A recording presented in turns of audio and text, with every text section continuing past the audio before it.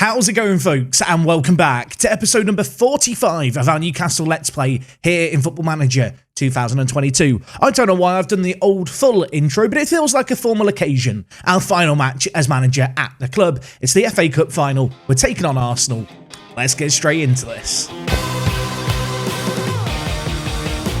So yes, gang, I hope you're doing well. Apologies, there wasn't a video yesterday. You might be able to hear it in my voice. My voice has got a little bit raspy over the last few days. Clearly, I'm just talking too much, which, well, with the nature of my job, is a little bit of a career hazard. But we're going to try and get through today as best we can. As I've already mentioned, today we have just the one game. It's the FA Cup final. It's our final game in charge, and it is a chance to win the FA Cup for a third successive year. Previously, we've beaten Wolves, we've beaten Aston Villa. I feel like today's opposition, perhaps slightly more challenging in Arsenal. An Arsenal team which, if we just look at the final Premier League table, ended up finishing in the top four. In the end, we finished 9 points clear of Manchester United, 95 points, a really, really impressive total, and 130 goals scored on the for column. That is an insane total, and yet we didn't get top goal scorer. Yes, Erling Haaland got top goal scorer, 43 goals to his name. Unfortunately, Kylian Mbappe's 33, Karim Adeyemi's 29, meant that they kind of split the goals between one another. A couple of games played since you were last here. The first of those was against Leeds United. We beat them 5-1 in the penultimate game of the year. Karim Adeyemi picked up a hat-trick, got a 9.0. Mo Salah and Neymar also both featured in this game. The other game that we played since you were last here, the final game as Premier League manager at Newcastle, a 4-1 win at Brighton. Not a bad performance. Karim Adeyemi, again, just running the show. 2 goals in this game and an assist. It'd be fair to say he's been in some pretty good form as of late. He finished the season with 12 goals in his final 5 games. And over the last 2 years, I mean, you can kind of see why he's ended up being the Ballon d'Or winner. And you can perhaps see why, even with Mbappe, he's still played as many minutes as he has this year. But anyway, the plan of attack today is to get into the FA Cup final. We're going to play through that. We're going to do a little end-of-season look back, a little bit of a wider look at what we've achieved here at Newcastle over the last 5 years. And then, of course, next episode, which I'm hoping will be tomorrow, but it might be the day after tomorrow, it's going to be a final transfer special where we're going to try and do all the transfer business we can to set this Newcastle team up for long-term success after I leave the club. Because for those of you new to the channel, whenever we finish a series, I like to at least try and do a scenario where I holiday forward to see what the long-term implications were of my reign as manager. What did our signings go on to do? What did the team go on to achieve? Was I holding them back? Etc, etc. I'm interested to see how this Newcastle team is going to end up doing. So here is the team for our final ever match as Newcastle manager, and it's quite fitting, I think. They were pretty much at full strength. There's no injuries to speak of. I think Zakaria is the only man in the squad with an injury. A couple of players had to pass fitness tests in order to sit on the bench. But you know what? We're in a good little position. We've built a good little squad. And now we get to enjoy them one last time in all their glory. Adeyemi and Mbappe up top. Yusuf Demir in behind. Havertz and Jude Bellingham in the midfield. Davies, Livramento at the wing-back positions. Gvardiol, Van Dijk, Fofana and Ramsdale in goal. This is a team that has been 5 years in the making. I really want to hope that we'll end on a high here. We'll be able to enjoy this squad, play one last game when we inevitably now lose this match, and I just feel sour for the rest of my days. I mean, you know what happened. I lost. I was upset. Well, hopefully we are going to be able to enjoy this team one final time. Right, Livramento. Let's end our final game at Wembley with a win, shall we? We've played at this stadium a hell of a lot over the last 5 years, going from bottling just about every cup final one year to winning everything to this most recent year, falling disappointingly short in the Champions League, but retaining the Premier League crown. And, we've won the ball in a really good position here. Yusuf Demir bringing the ball forward through the middle. Can he finish it? Gabriel puts in a tackle. For AD, that looked like a really good tackle, I thought. It kind of looked like a playground tackle where one of the older kids, puts in such a crunching tackle on a smaller child, they go flying. And, the ref doesn't care. It doesn't care that the man may have won the ball. There was contact. It's been given. Karim Adeyemi, could he make it 13 goals in his last 6? I mean, it was a bit of a silly question, wasn't it? That is his 50th goal of the year. 50! Yeah, that's not too shabby, is it? And it was a pretty convincing penalty to get goal number 50 of the season for the Ballon d'Or winner. A man who's been rotating with Mbappe this year. you have to wonder how those two players would have done if I'd played them together for longer. I do feel like, actually, the recent match engine changes in the latest Football Manager update, making crosses less effective, has made Mbappe and Adeyemi just a better combination as a strike pairing. And while speaking of the devil, Adeyemi's got one. Can Mbappe get one? Not with an effort like that. Puts it wide of the post. It was a really good run, but the end product was lacking. But we're not going to be waiting around for too long. For the very next highlight, it's Fofana with it. Now with Jude Bellingham, back to Van Dijk, which is building it out from the back. Demir tries to put a little dinked ball over the top to Mbappe, but it's read well. And now Arsenal, with one hoof ball, go up the other end, and through Immobile, they grab a 33rd goal for the year, and Kent, that's right, Ryan Kent gets the assist. If I'm not mistaken, Kent has the most assists in the Premier League. And, well, with balls like that, you can perhaps see why. Gets in behind Immobile, first time finish on the volley, hits into the bottom corner. Suddenly, for all the good football we've had, it's 1-1. Ball back here with William Arthur in goal for Arsenal. Maybe they're going to now look to build out from the back. Kieran Tierney looks for Kent down the line. Now with Gravenberch. They've got some very good players in their team. Gravenberch and Marcos Antonio as their centre mid duo is a little bit scary. Of course, we stole their goalkeeper. Let's not forget that. We stole Ramsdale. I don't know if he's actually been a net improvement for us, really. I'm sure the Livakovic fan club are livid that their boy didn't get to play a final game here. But I want Ramsdale to do it against his former club. He's not made many saves yet, and he's still not made a save there because Ryan Kent's bent it into the far corner sensationally. I mean, now I'm just hoping this is going to be given offside, but I think he's on. He's not on. Okay, we've been let off the hook. That was a really, really good finish by Ryan Kent. I mean, enjoy the curve on this. I'll tell you what, we might have got away with one there. It was bent into the top corner. It was a really, really nice finish. But, yeah, we got a little bit lucky.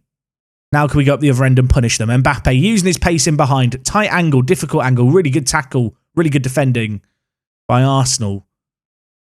Mbappe just couldn't quite get away with the ball, sadly. And now maybe Arsenal going to look to build something out from the back. Jude Bellingham, though, on the ball. Gives it forward to Mbappe. Adeyemi's in the middle. Adeyemi has found the ball in the back of the net. It's his second goal of the game. And we're only 32 minutes in. This has been a crazy final. It's Karim Adeyemi with 2. It's Newcastle with 2. And we're back in the lead in this game. Virgil van Dijk applying some nice pressure. Forces the heavy touch out from Immobile. Gives the ball to Bellingham, who, well, picks out Mbappe down the line. And the ball across to Adeyemi was nice. The finish was cool, calm and collected. It's 2-1. Corner. Yusuf Demir, what can you do? He whips in. Adeyemi's there. I mean, Adeyemi is just winning everything. He's got a hat-trick in the first half. I questioned if this man was worthy of winning the Ballon d'Or last season. Or I say last season, for the last year. I'll tell you what, he's in the running for it this year as far as I'm concerned. He has been absolutely insane. We're 3-1 up against Arsenal. I think that's going to be the scoreline going in at the break. And, well, we absolutely deserve that. 15 minutes into the second half, I think we'll look to make some subs here. Livramento's on a booking. We'll bring in Mbabu. Virgil van Dijk off for Tomori. I feel like Tomori and Mbabu have been two fairly important players over the years here at Newcastle. Two players that we brought in who really made a meaningful difference, especially when they had kind of extended runs in the first team. It feels only right that they come back in for this final game. It's a bit of a swan song. And, well, Tomori might need to do some defending here because Arsenal are working the ball all around nicely. And, well, on that occasion, Smith Rowe's hit it over, but we can't think this game is over just yet. Yusuf Demir, Gvardiol, Havertz, Tomori. Let's try and make something out from the back, shall we? Kai Havertz, back to Gvardiol again. Arsenal, not exactly pressing. They're quite content to just knock around the ball at the back, which I'm all good with because we can spring a trap just like this. Adeyemi looking for goal number 4. And, well, you would have put your house on him scoring it. He's dragged it just wide of the post, unfortunately. 15 minutes left here. We've got one last sub. I'm trying to think who my sentimental substitute should be. I could bring in Calvert-Lewin, our first big signing over all the years. Or I could bring in Aguilar, the future of Newcastle. You know what? Aguilar, you've been given a lot of games this year and not really done a lot in them. I'm bringing in Calvert-Lewin. He was a signing who, when we first brought in, there were many question marks raised over him as an addition to the team, but he scored the winning goal in a Champions League final. And whilst, you know what, his significance and his importance to the team has dwindled over the last year or two, he's still a very good player, still a very big piece of the Newcastle project that we built here. And I feel like he deserves to be on the pitch to end the game, does Calvert-Lewin. I would love him to get a goal. It would be the fairy tale ending. Adeyemi down the line, holds it up nicely. Fofana, as the wide centre-back, brings it forward, and it's going to fall to Calvert-Lewin. He's going to get his fairy tale ending. It's 4-1 here. That is game, set, and match. The shot by Fofana, of all men, the wide centre-back, just getting forward so far. The keeper parried it downwards, but Calvert-Lewin was not going to miss from less than 5 yards out. Fofana here, don't know what possessed him. He just went for goal. Questionable goalkeeping. The finish, though, by Calvert-Lewin. I mean, I want to say it was great. It would have been difficult to miss there, but you've seen it happen. 2 minutes left here. I mean, Arsenal looking for a consolation, and Ramsdale, their former man, he's not going to give it to them. He's not feeling charitable today. He picks up the ball and, well, now we look to maybe build it out from the back. Could we get a fifth? Could we end the series with style? Could Adeyemi get a fourth goal this game? Oh, trying to pick out Calvert-Lewin, read by Ben White. Now it's Tomiyasu bringing the ball forward for Arsenal out at right back. Havertz trying to hunt down the ball and put in a tackle. You'd be forgiven for understanding both teams taking their foot off the gas and stopping to care a little bit with this game done. That doesn't seem to be the case. Both teams want that final goal, and Jude Bellingham has won it here. There is a 3v2 breakaway. The right pass has to be picked out. It comes to Calvert-Lewin. He's one-on-one. He tucks it away. He gets his second of the game. It's 5-1. It's the perfect ending as far as I'm concerned. A really, really emphatic team display. Turning back the clocks a little bit to score 5 goals against Arsenal. We've seen this before. It was Jude Bellingham who picked up the ball really well, and Calvert-Lewin, to be fair, had a fairly tricky finish at the end of it still to kind of pull off, and he's doing it very nicely. Tucks it into the bottom corner, makes it 5-1, and, well, we didn't get to watch the Premier League trophy be lifted because we were watching in 2D. We will today get to watch the FA Cup be lifted in 3D, and what a sight it is. Oh, I mean, I'm very proud of the players. Jude Bellingham going to be the man to hoist the trophy aloft as our captain. I'm just awkwardly stood off to the side in my green suit. And for one final time here from Wembley, Newcastle lifting a trophy with me at the helm. And you know what? Whilst we didn't win the Champions League more than once, we retained the Premier League. We won the FA Cup 3 years in a row. We did pretty good over the years here at Newcastle. Obviously, we've spent a lot of money to get there. But the disappointment of the Champions League doesn't linger that much in a weird way. If we'd lost in finals, I feel like it would sting more. But we lost in a semi-final and a quarter-final. And, well, with that, we celebrate a famous quadruple. The FA Cup, the Premier League, the Carabao Cup, and the Community Shield. I would probably consider that a treble. I'm sorry, Community Shield, you don't count. Les Ferdinand's bigging up how good I am. The board are delighted. I'm delighted. Classy Karim Adeyemi, praised by the fans. He got a 10.0 rating. He was very, very good in this game. You can see why I would normally use a taller player in the pressing forward role. He only won 53% of his headers. But no, he did absolutely exceptionally. Not a bad way for him to end his time here. I say end his time here. I'm worried that PSG are going to sign him, because for the entire year, PSG have been eyeing him up. And I know how the AI managers work. They're just going to sell him as soon as I leave, and I'm not looking forward to it. Wow, over in the Champions League final, Bayern Munich beat PSG 3-0 despite going down to 10 men for the last 15 minutes where they managed to score 2. That's a pretty big shock, I'd argue, especially with that sending off there. I'm hoping now if we continue, we're going to get to the end of season review bit. You can see top goal scorer in the Champions League, Karim Adeyemi, top assister, Aguilar, highest average rating, Aguilar. Yeah, this man had a very good season in Europe. Make absolutely no mistake. He was top draw. I know you didn't always see it, especially in the group stage though. He was so good. And well, here we are, the final end of season review here at Newcastle. In terms of our final season signings, Kylian Mbappe won signing of the year. He got 46 goals, 14 assists. He did quite a lot. 60 goal contributions across 51 games. Ain't too bad. Aguilar got 26 goals and 13 assists. He was a very good wingman this year, turning assister. I mean, when Neymar played, he did well. I just didn't play him much. He played 5 games. He's on £240,000 a week. He's also trying to force a move away from the club.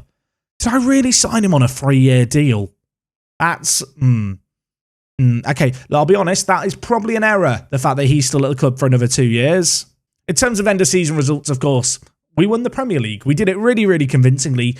retained our title in the Champions League, getting knocked out against Juventus in pretty disappointing fashion. The FA Cup we won, emphatic results on the way, although it wasn't the most difficult of runs. And in the Carabao Cup, a little more difficult. We knocked out a fair few Premier League opposition teams. And of course, that win against Chelsea in the final was pretty memorable in the grand scheme of things. Match to remember was a 6-1 win against Sheffield United. Biggest win, 8-1 against Brentford.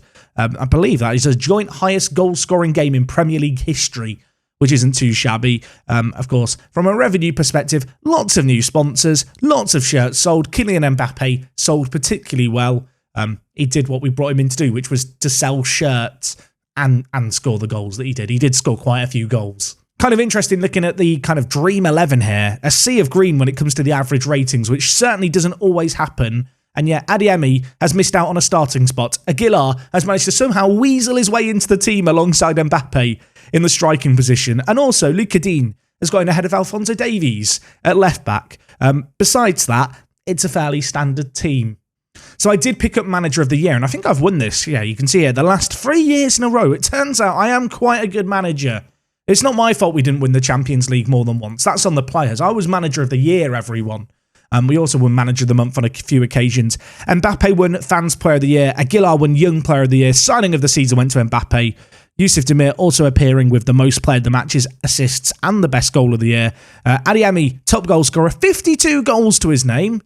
Yeah, not too shabby. Highest average rating went to Aguilar. And Mbappe set a record for highest transfer fee, £165 million.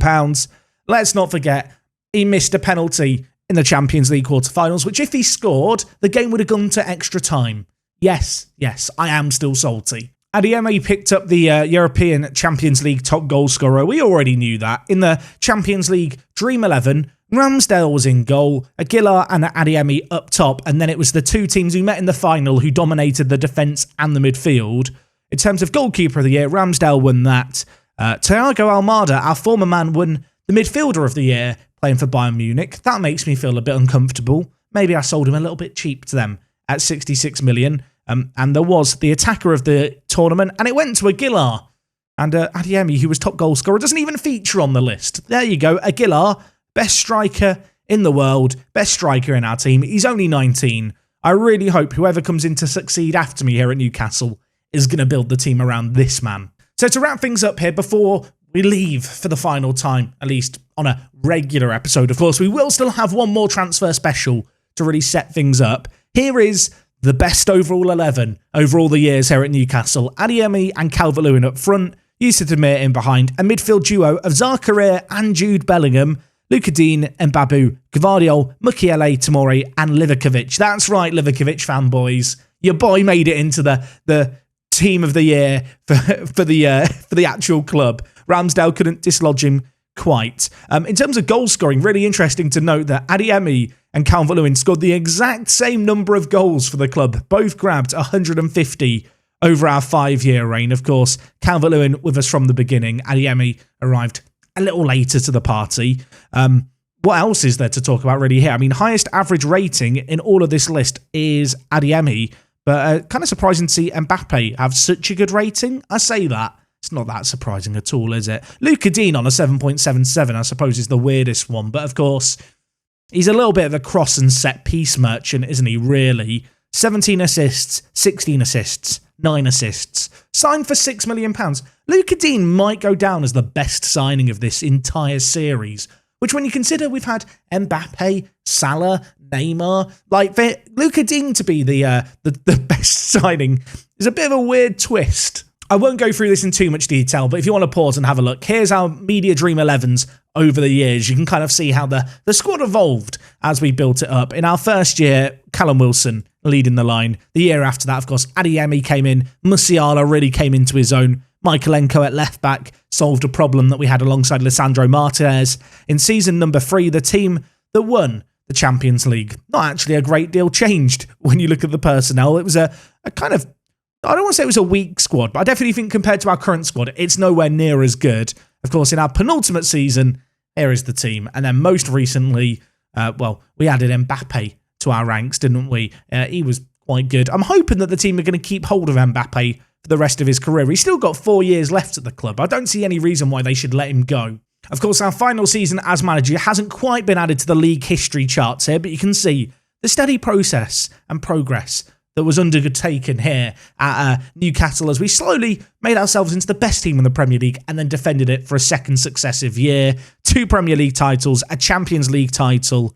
Yeah, we achieved quite a lot, didn't we, in the end here? You can see all the trophies that Newcastle have won, and of course, most importantly, the trophies I have won. I think the Premier League ones are probably the best, although our Champions League's not too bad either. In terms of landmarks at the club, again, if you want to pause and have a look through these, feel free to. We didn't get a new stadium. We didn't do that much in terms of grand landmarks. We improved the youth facilities. We didn't have any kind of changes in takeover or anything like that. I feel like off the pitch, actually, things were remarkably stable here at Newcastle. I know people always like to have a look through the records and kind of any weird bits here. I think the most notable one is most goals by a player in a year. 55 by Calvert-Lewin was a pretty crazy total. It puts Adeyemi's 52 this year to shame. It's the fastest goal. We couldn't beat Alan Shearer's record, which is a bit of a shame, but Luca Dean did get the most assists in the year. Livakovic fan club, you can rejoice. Your man still holds the record for most clean sheets in a year. Ramsdale couldn't take that away from him. But yeah, of course, a load of records here. I'm sure you guys will spot stuff that I've maybe missed and let me know all about it down in the comments. In terms of our team for this year, top in the average ratings was Aguilar. I think, unsurprisingly, he would be my young player of the year. In terms of my player of the year, there's only really one man to give it to, isn't there? I think Adeyemi probably has to seal it. Played less games than Mbappe, scored more goals, didn't have as many goal contributions overall just because he had significantly fewer assists, although there was only one goal/assist in it. So I think player of the year, Adeyemi, young player of the year, Aguilar. Most improved as well, I'd probably give to Aguilar as well. This man has improved so much. I think he's going to be really, really good for Newcastle going into kind of the foreseeable future. And last but not least, my clubman, the man who I kind of tip my hat to and say, thank you for your service, you did great, but whether or not you'd be here long term remains to be seen. And I think it probably has to go to Luca Dean, just because I feel like I have to give him something this year. At 32 years old, look, his legs are going to start to go soon. They are already starting to decline, his physicals. The reality is he's probably not going to be a Premier League quality player by the end of next year. But as I already mentioned, he scored a handful of goals for us. He assisted a hell of a lot more, came in for a bargain price, and might go down as my best bit of business here at Newcastle, I think. Anyway, gang, I'm going to leave things there for today. As I said, we've still got a transfer special to do. If you've got any ideas for how I should be approaching that, should I be just looking to hoard in Wonder Kids? Should I be looking to sign some superstar names? Let me know what you think we should be doing down in the comments. Another thing that's just worth mentioning is the save game will be available for download. That will be in a couple of weeks' time. Patrons get early access to download files like this one. So if you want to get access to stuff a little earlier when we wrap up Let's Plays, if you want to help support the channel, maybe check out the Patreon link. I don't really plug it often enough, but it is down in the description, and any and all support is appreciated. So a great little win to end things here at Newcastle against Arsenal. Transfer special coming your way soon. Thank you for your support on this series. I hope you're going to stick it around till the end and until the future. And well, until next time, it is me, Jack, and I'll see you all on the next one. I'm out.